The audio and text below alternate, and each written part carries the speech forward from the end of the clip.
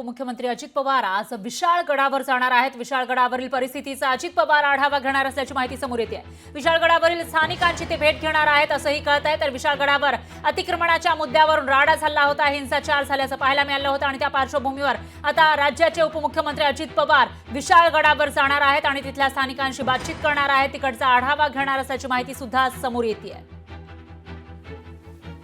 तर विशाळगडावर काही दिवसांपूर्वी रविवारी एक आंदोलन झालं होतं आणि या आंदोलनाला हिंसक वळण लागल्याचं पाहायला मिळालं।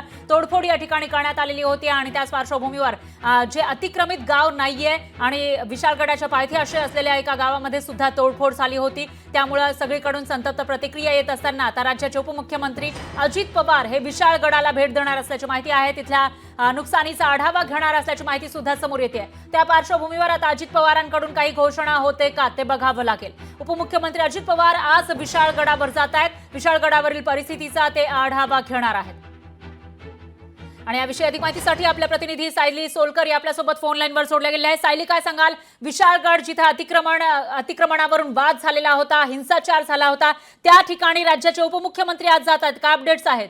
अजित पवार आज संध्याकाळी विशाळगडाची पाहणी करणार आहेत, तिथल्या स्थानिकांची ते भेट घेणार आहेत।